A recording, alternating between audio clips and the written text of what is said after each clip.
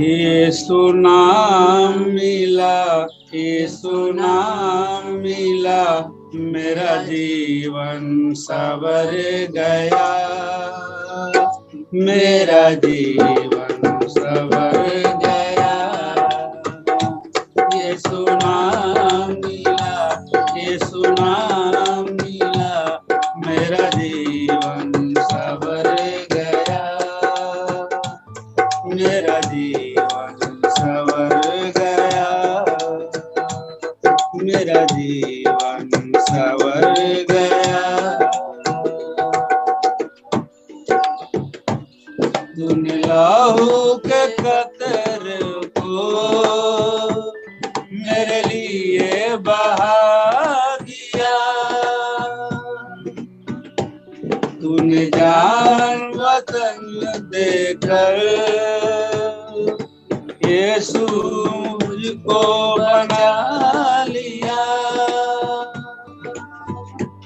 तेरे लहू से, तेरे लहू से, यीशु के लहू से मेरा जीवन सवर गया, मेरा जीवन सवर गया।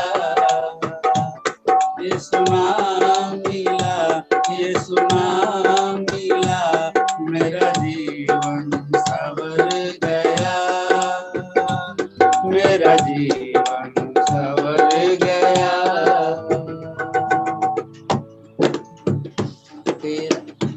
यीशु तेरी हुजूरी में कुदरत और जलाल है,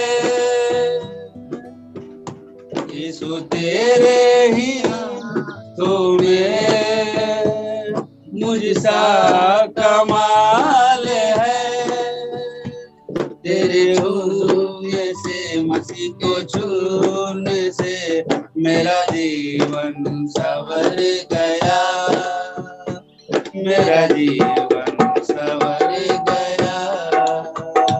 यीशु नाम मिला, यीशु नाम मिला, मेरा जीवन सवर गया, मेरा जीवन सवर गया।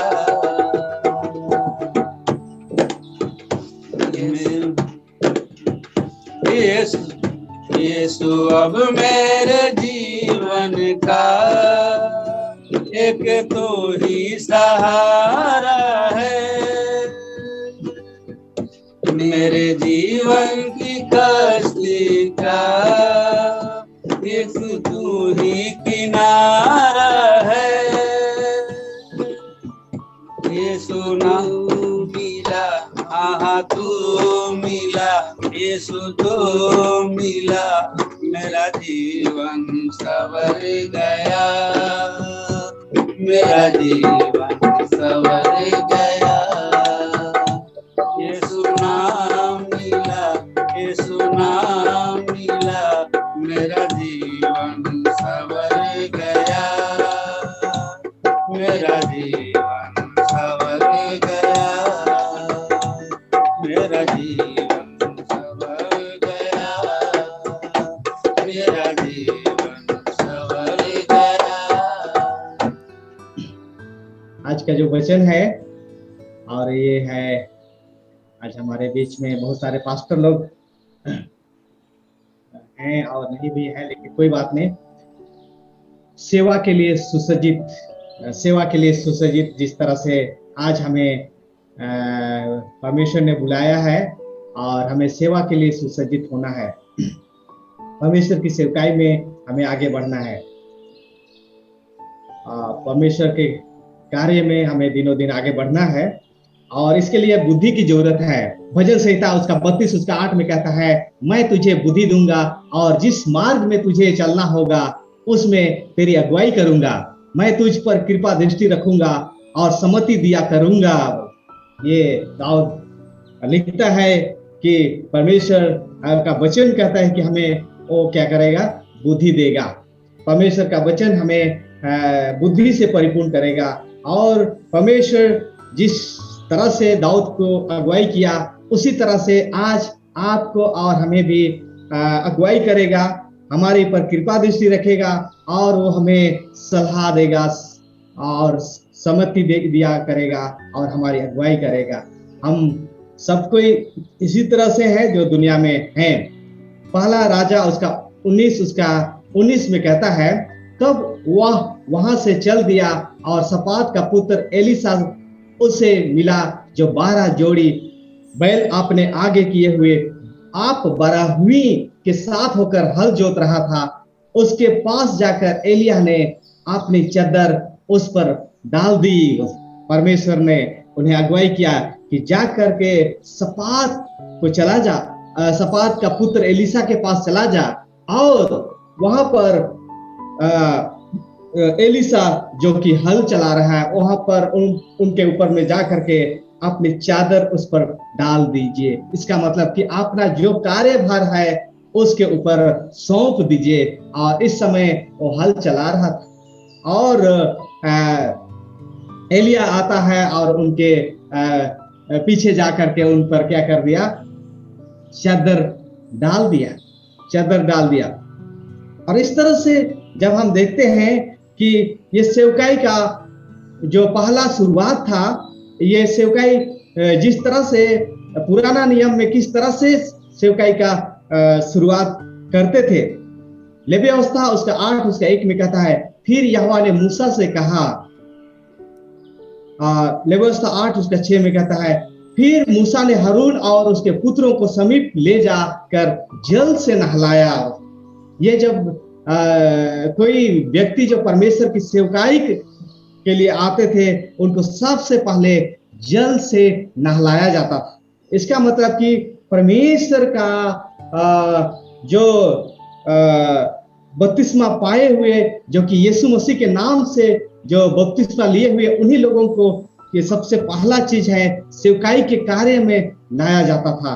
और यहाँ पर भी मूसा ने हारून और उसके पुत्रों को समीप ले जाकर जल से उनको क्या किए, नहलाए। इसका मतलब कि यीशु मसीह के लहू से वे क्या किए गए थे, धोए गए थे।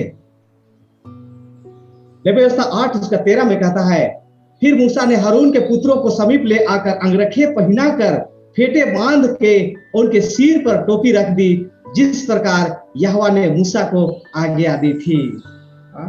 ये एक सेवक के लिए जो अंगरखे थे, उनका ड्रेस था, उनका पहरावा था, उनकी पवित्रता था, सब चीज उनके ऊपर में उनके बाद क्या किया जाता था, उनको पहना दिया जाता था।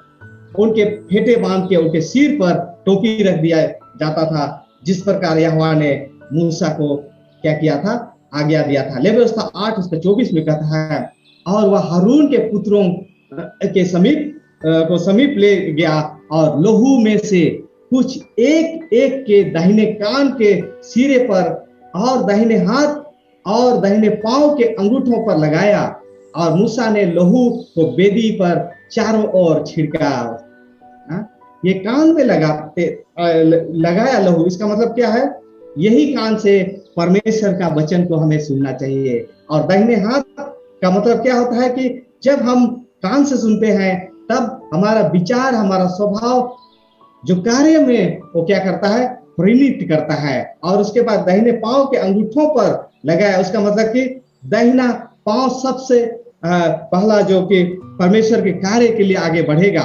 मूसा ने लहू को वेदी पर चारों ओर क्या किया, छिड़क दिया। उसका मतलब परमेश्वर के साथ आपको जोड़ दिया, परमेश्वर के कार्य के साथ क्या किया, जोड़ दिया।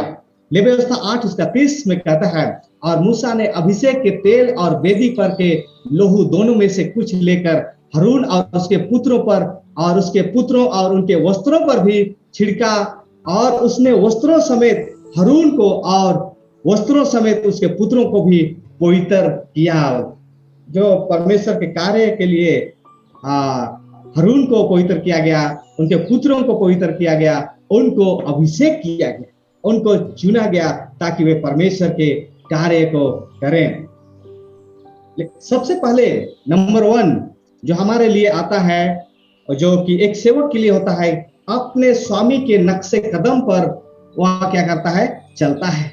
अपने स्वामी के नक्शे कदम पर वह चलता है। जिस तरह से यीशु मसीह चला उसी तरह से वह क्या करता है, चलता है। उसका जीवन एक समर्पित जीवन होता है, समर्पित जीवन होना चाहिए। दूसरा राजा उसका 2 से 6 में कहता है, एलिया ने एलिसा से कहा, यहोवा मुझे बेतेल तक भेजता है, इसलिए तू यहीं ठहरा रह। एलिसा ने कहा, यहोवा के और तेरे जीवन की शपथ, मैं तुझे नहीं छोड़ने का।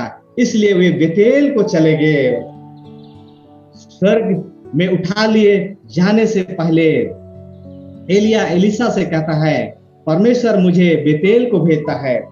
बेतेल के विषय में आप लोग जानते हैं, अब्राहम बेतेल के नजदीक में ही अपना डेरा डाला था, और अब्राहम का जो क्षेत्र था यही इसी क्षेत्र में रहता था, यहाँ बेदी बनाया था। याकूब भी इसी जगह पर दर्शन देखा था, और सीढ़ी का जो दर्शन जो स्वर्गदूत उतर रहे थे और चढ़ रहे थे यहीं पर देखा था। और याकूब लौटने समय भी यहीं पर डेरा खड़ा किया था। सामुएल जो यही जगह था जो न्याय करता था, और उपासना और बलिदान का स्थान भी यही जगह था, और मूर्ति पूजा का भी स्थान यही था।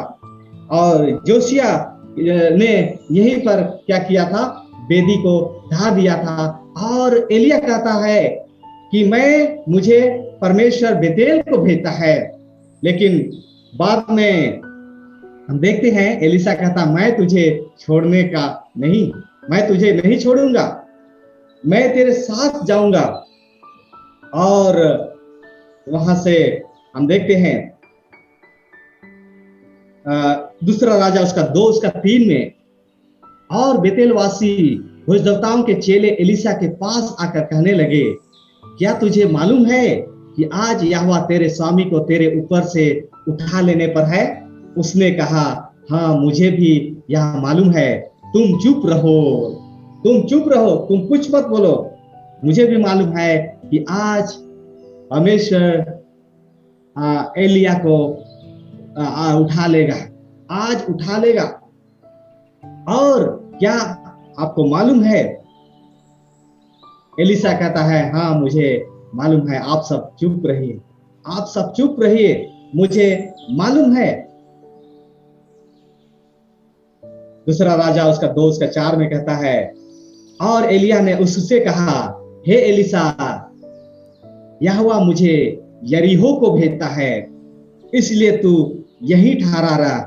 उसने कहा, यहोवा के और तेरे जीवन की शपथ, मैं तुझे नहीं छोड़ने का। सो वे यरीहो को आए।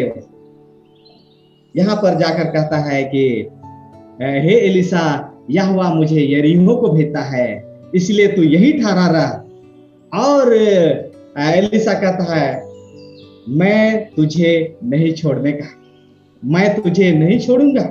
आप यरीहो तक जाएंगे, मैं भी वहां तक जाऊंगा। और एक सेवक का, एक दास का यह सबसे बड़ा कार्य है कि अपने स्वामी के नक्शे कदम पर चलना चाहिए और उनके पीछे पीछे चलना चाहिए। यरीहो वह जगह था जो जर्दन के नदी पर बसा हुआ था, जर्दन नदी के किनारे बसा हुआ था। यरीहो जो खजूर नगर कहलाता है, और यहोशू के द्वारा एक चमत्कारिक ढंग से इस नगर को जीता गया था और ये फिर से बसाया गया। यीशु इस शहर पर गया था, इस शहर में वो प्रवेश किया था जब इस दुनिया में आए थे, इस दुनिया में आए थे तब यीशु मसीह इस जगह पर गए थे। दूसरा राजा उसका 5 में कहता है, और यरीहो वासी भोजदेवताओं के चेले एलिसा के पास आकर कहने लगे, क्या तुझे मालूम है कि आज यहोवा तेरे स्वामी को तेरे ऊपर से उठा लेने पर है? उसने उत्तर दिया, हाँ मुझे भी मालूम है, तुम चुप रहो। यरीहो के लोग बोल रहे थे एलिसा से, क्या आपका स्वामी को आज परमेश्वर उठा लेने पर है?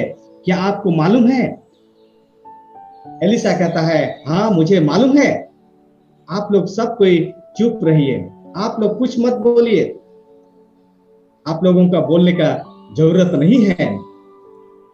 दूसरा राजा 2:6 में कहता है, फिर एलिया ने उससे कहा, यहोवा मुझे यरदन तक भेजता है, सो तू यहीं ठहरा रह। उसने कहा, यहोवा के और तेरे जीवन की शपथ, मैं तुझे नहीं छोड़ने का। सो वे दोनों आगे चले। एक दास का, एक सेवक का अपने गुरु के पीछे पीछे चलना सबसे बड़ा जिम्मेवारी है।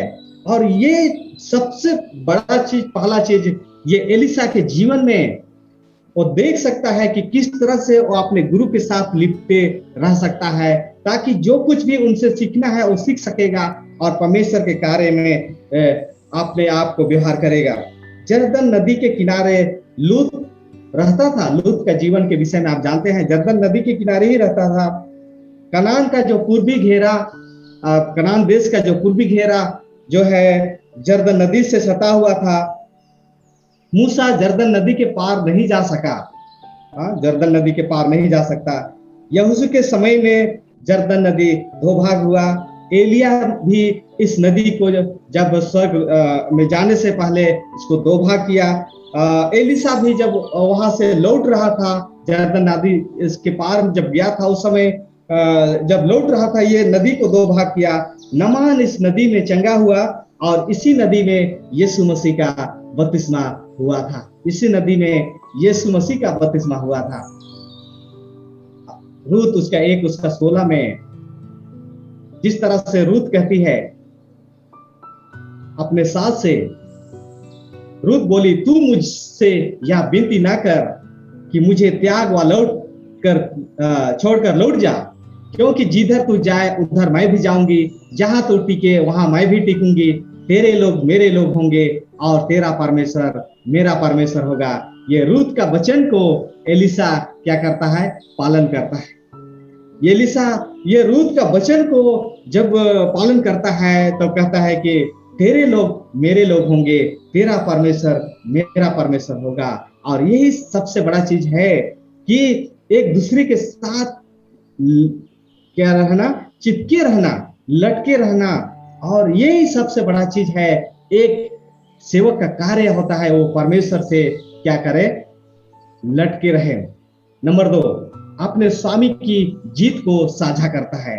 अपने स्वामी की जीत को क्या करता है? साझा करता है।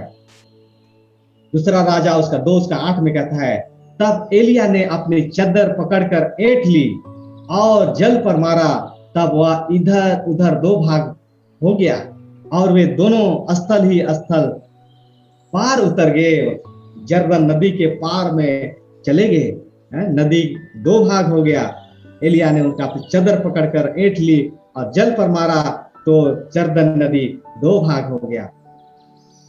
जर्दन नदी के विषय में आप लोग जानते हैं, रोमियो उसका 6:4 में कहता है, सो उस मृत्यु का बपतिस्मा पाने से हम उसके साथ गाड़े गए, ताकि जैसे मसीह पिता की महिमा के द्वारा मरे हुओं में से जिलाया गया, वैसे ही हम भी नए हो गए। हम भी यीशु मसीह में गाड़े गए हैं। हम भी यीशु मसीह का जो बपतिस्मा लिए हैं, इसका मतलब कि हम भी यीशु मसीह के साथ उसके मृत्यु में शामिल हुए हैं। और ये जर्दन नदी पार हुए, उसका मतलब कि परमेश्वर के नाम पर वे क्या किए? बपतिस्मा लिए। यीशु मसीह के साथ में यीशु के साथ क्रूस पर चढ़ाए गए। गलाती उसका 2:20 में कहता है, मैं मसीह के साथ क्रूस पर चढ़ाया गया हूं और अब मैं जीवित ना रहा, पर मसीह मुझ में जीवित है।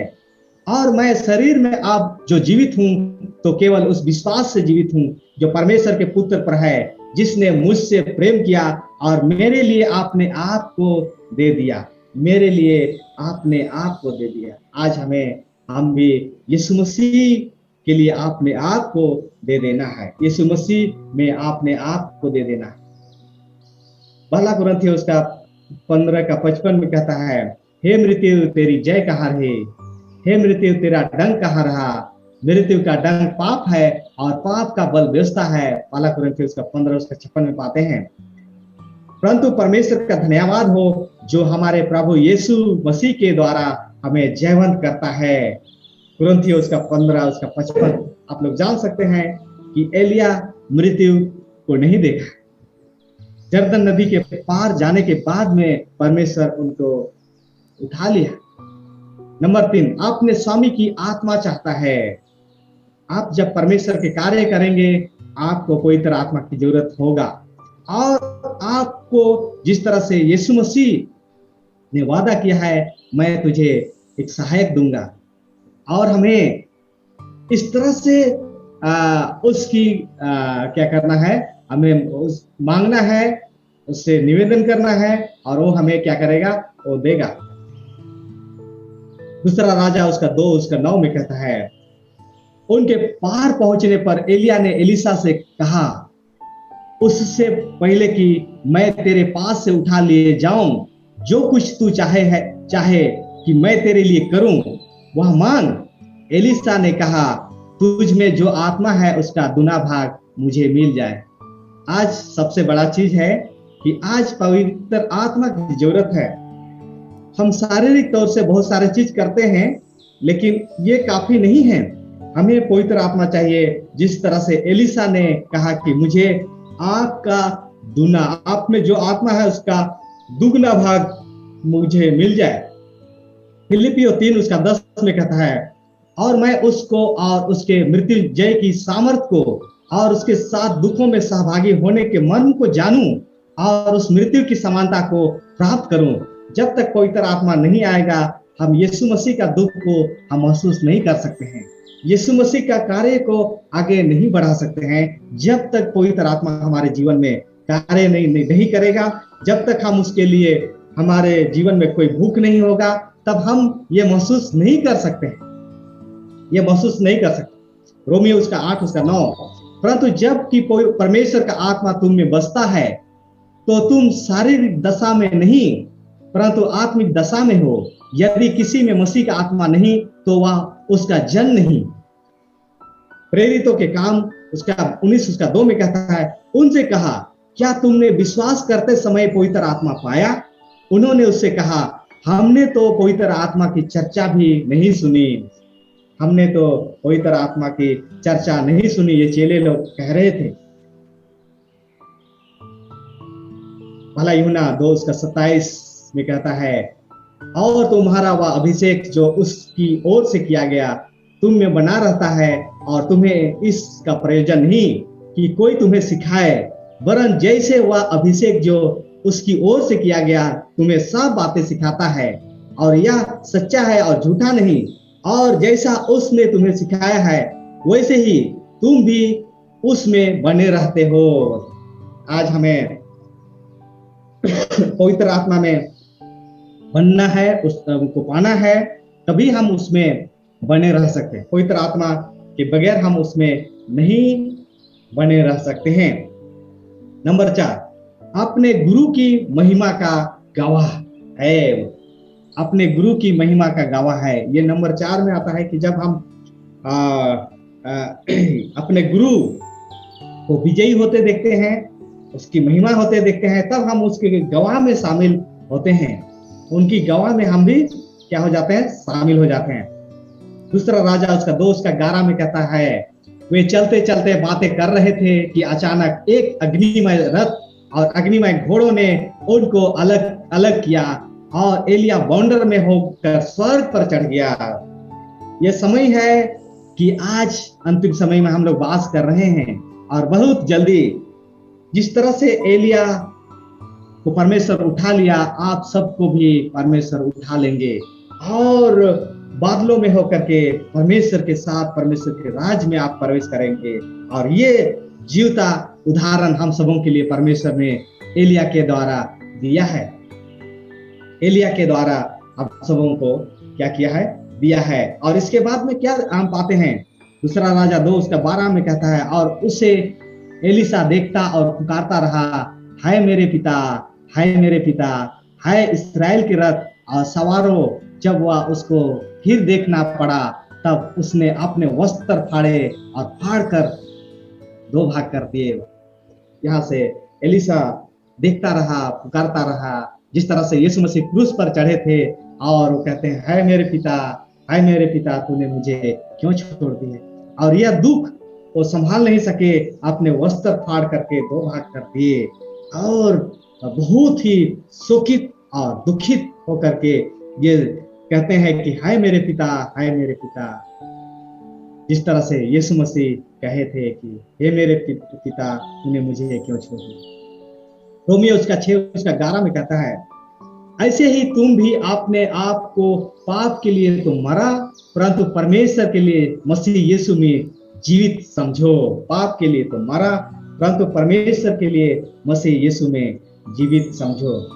दूसरा पतरस उसका 1 उसका 16 में कहता है, क्योंकि जब हमने तुम्हें अपने प्रभु यीशु मसीह की सामर्थ का और आगमन का समाचार दिया था, तो वह चतुराई से गढ़ी हुई कहानियों का अनुकरण नहीं किया था, वरन हमने आप ही उसके प्रताप को देखा था।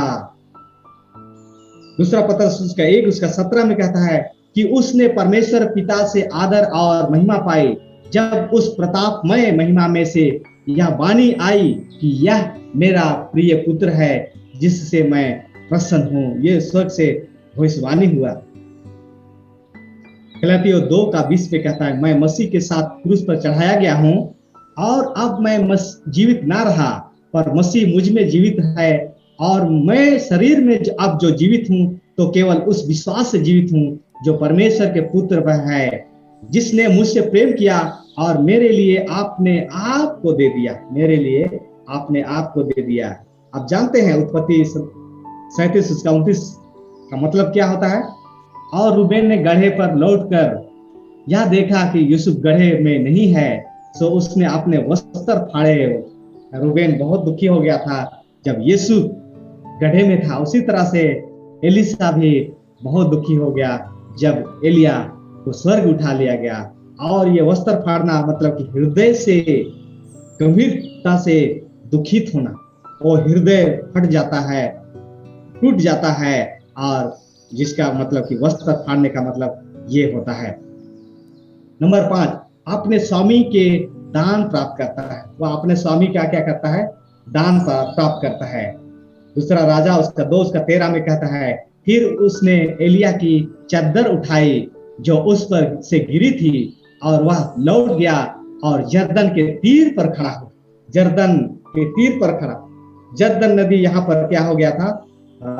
अब जब गए थे तो एलिया के समय में उनको 2 भाग किया था, लेकिन अब जर्दन के पार जा चुका था और वहां से लौटना है, तब क्या करेगा? उससे पहले कि हम देखेंगे दूसरा कुरिन्थियों उसका 5 उसका 20 में, सो हम मसीह के राजदूत हैं, मानो परमेश्वर हमारे द्वारा समझाता है। हम मसीह की ओर से निवेदन करते हैं कि परमेश्वर के साथ मेल मिलाप कर लो। परमेश्वर के साथ मेल मिलाप करता हो। नंबर 6, अपने स्वामी के नाम पर विजयी होता है। वो अपने स्वामी के नाम से एलिशा क्या होता है? विजयी होता है। कैसे विजयी हुआ? दूसरा राजा 2 उसका 14, और उसने एलिया की वह चदर जो उस पर से गिरी थी पकड़कर जल पर मारी और कहा, एलिया का परमेश्वर यहोवा कहाँ है? जब उसने जल पर मारा तब वह इधर उधर 2 भाग हो गया और एलिशा पार हो गया, वहां से लौट गया। जाते समय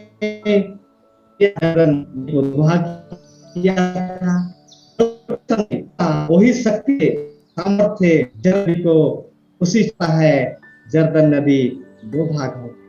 सामर्थ इफिसियों 3 उसका 20, अब जो ऐसा सामर्थ्य है कि हमारी विनती और समझ से कहीं अधिक काम कर सकता है, उस सामर्थ्य के अनुसार जो हम में कार्य करता है वो परमेश्वर की आत्मा है। प्रेरितों के काम उसका 2 उसका 14 में आप देख सकते हैं, पतरस उन गारों के साथ खड़ा हुआ और ऊंचे शब्द से कहने लगा कि हे यहूदियों और हे यरूशलेम के साथ रहने वालों, यह जान लो और कान लगाकर मेरी बात सुनो। ये जब पवित्र आत्मा आता है तब हम क्या करते हैं? लोगों को के बीच में गवाह देते हैं। नंबर 7, अपने स्वामी की समानता को प्रकट करता है। अपना स्वामी जैसा कार्य करता था, जिस तरह से चलता था, उसी तरह से लोगों के सामने वह क्या करता है? उस कार्य को प्रकट करता है, वो कार्य करता है। दूसरा राजा 2 उसका 15 में कहता है, उसे देखकर भविष्यद्वक्ताओं के चेले जो यरीहो में उसके सामने थे कहने लगे, एलिया में जो आत्मा थी वही एलिशा पर ठहर गई है। सो वे उससे मिलने को आए और उसके सामने भूमि तक झुककर दंडवत की। लोग आदर करने लगे, सम्मान करने लगे और कहने लगे, एलिया में जो आत्मा था वही आत्मा एलिशा पर ठहर गया है। और लोग उनके पास आने लगे। जब हमारे पास पवित्र आत्मा रहेगा, परमेश्वर के बुलाए हुए लोग आपके पास आएंगे और आपकी मदद करेंगे, आपकी सहायता करेंगे और आपकी सुनेंगे और परमेश्वर की राहों पर वे क्या करेंगे, चलेंगे। प्रेरितों के काम उसका 4 उसका 13 में जब उन्होंने पतरस और यूहन्ना का हियाव देखा और यह जाना कि ये अनपढ़ और साधारण मनुष्य हैं, तो अचंभा किया। फिर उनको पहचाना कि ये यीशु के साथ रहे हैं। यदि आज हमें परमेश्वर के कार्य करना है तो हम यीशु के साथ हमें रहना होगा, यीशु के साथ चलना होगा, यीशु के साथ हमें जीवन व्यतीत करना होगा, यीशु के साथ लिपटे रहना होगा। तभी हम ये कार्य को आगे क्या कर सकते हैं, बढ़ा सकते हैं। यूहन्ना उसका 14 उसका 12 में कहता है, मैं तुमसे सच सच कहता हूं कि जो मुझ पर विश्वास रखता है ये काम जो मैं करता हूं वह भी करेगा, वरन इनसे भी बड़े काम करेगा, क्योंकि मैं पिता के पास जाता हूं। यीशु मसीह हमारे लिए पवित्र आत्मा भेजे हैं। आइए हम आखिरी में एक वचन पढ़ेंगे। यूहन्ना 14 उसका 13 में कहता है, और जो कुछ तुम मेरे नाम से मांगोगे वही मैं करूंगा, पुत्र के द्वारा पिता की महिमा हो। परमेश्वर इस छोटे वचन पर आप सबों को आशीष दे। आइए हम प्रार्थना करेंगे। स्वर्गीय पिता, तू महान और जीवित ईश्वर है। तूने हम सबों को बुलाया है तेरे काज करने के लिए, तेरे सुसमाचार प्रचार करने के लिए और तेरे गुण प्रकट करने के लिए प्रभु। लेकिन हमारे गुण तो अवगुण है और इन सारे चीजों को हम तेरे हाथों में समर्पित करते हैं।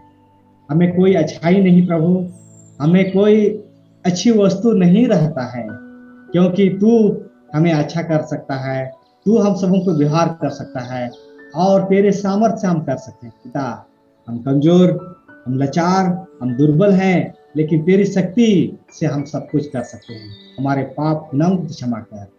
इस प्रार्थना को प्रभु यीशु के नाम से मांगते हैं, सुन और दया से स्वराज तू ग्रहण कर। आमीन।